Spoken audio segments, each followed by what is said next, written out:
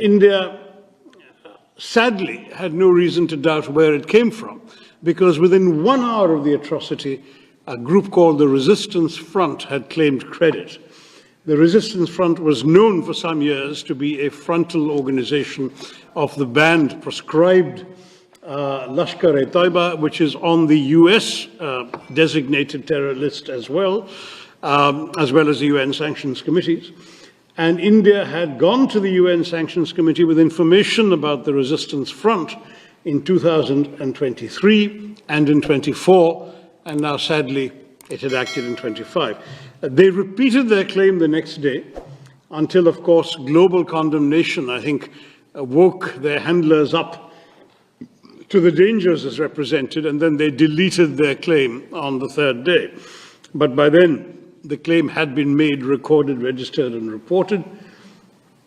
And for us, therefore, the culpability lay not just with the 4 or 5, we're not 100% sure, evil killers who came to Pahalgam and did this atrocity, but also with those who had sent them, financed them, equipped them, trained them, guided them into doing this. And since we knew where Lashkar-e-Taiba is headquartered, it has its not just a safe haven, but a rather generous 200-acre campus in a city in the heartland of Pakistani Punjab.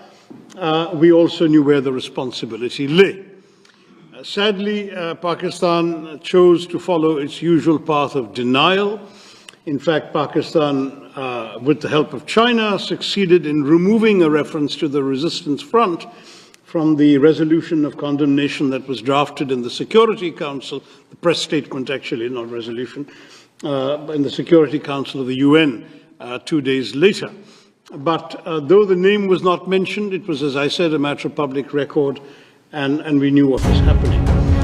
India replied immediately that we would not let this go unanswered. I don't work for the government, as you know. I work for an opposition party, but I myself authored an op-ed in one of India's leading papers, the Indian Express, within a couple of days, saying the time had come to hit hard but hit smart. And I'm pleased to say that's exactly what India did. On the night of the 6th, 7th of May, the 6th here, it was 7th for us, at 1:05 in the morning, a time chosen deliberately to avoid any risk of too many civilians wandering about or any collateral damage, very precise and calibrated strikes took place on 9 specific known terrorist bases, headquarters, and launch pads.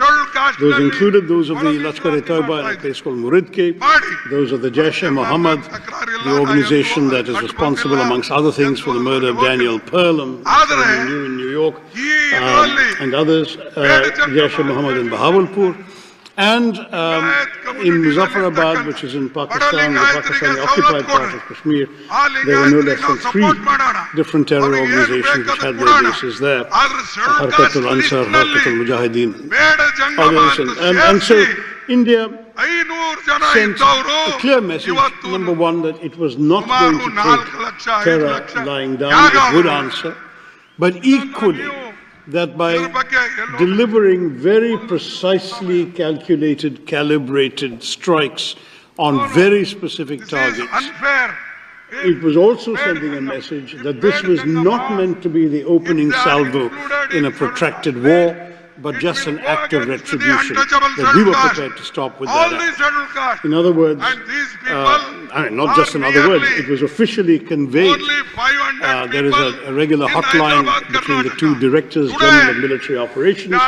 The message was conveyed that this was the intent, that it was pointed out that no military targets, no civilian targets, and no governmental targets had been hit, not even by accident, and that the message therefore had been delivered exactly and precisely to the terrorists and their handlers. In September 2015, there was another attack in a place called Uri, also not far from the border, and this time India breached the line of control which we had rigorously observed throughout.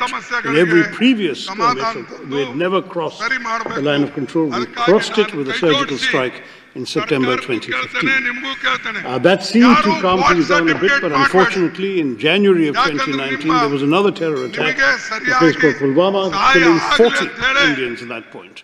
And then India responded not just by breaching the line of control, but also breaching the international border and striking with our Air Force a known terror training camp in a place called Bidar. Now we have not just crossed the LOC, we have also crossed the international border. We have hit Pakistan in their heartland. And we have done so, as I say, only to send a message about terror. We are not interested, and we still remain absolutely clear that we are not interested in warfare with Pakistan. We would much rather be left alone to grow our economy and pull our people into the world that they're getting ready for in the 21st century. We have no desire to have anything that the Pakistanis have. Sadly, we may be a status quo power. They are not. They are a revisionist power. They covet territory that India controls, and they want to have it at any price. And if they can't get it through conventional means, they're willing to get it through terrorism. That is not acceptable to us, and that's really the message that we are here to give all of us, all of you in this country and elsewhere. We are determined now that there's got to be a new bottom line to this. We have tried everything, international dossiers, complaints to sanctions committee, diplomacy, even this joint investigation attempt, everything has been tried. Pakistan has remained in denial. There has been absolutely no conviction, no serious criminal prosecution, no attempt to dismantle the terror infrastructure in that country and the persistence of safe havens. So from our point of view, this is it.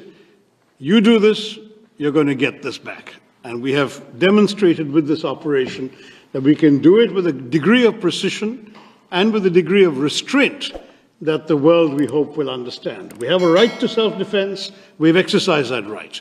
We have not done so irresponsibly, and we have not done so in a way that would have warranted a wider conflagration. That's really the message I wanted to give you all today.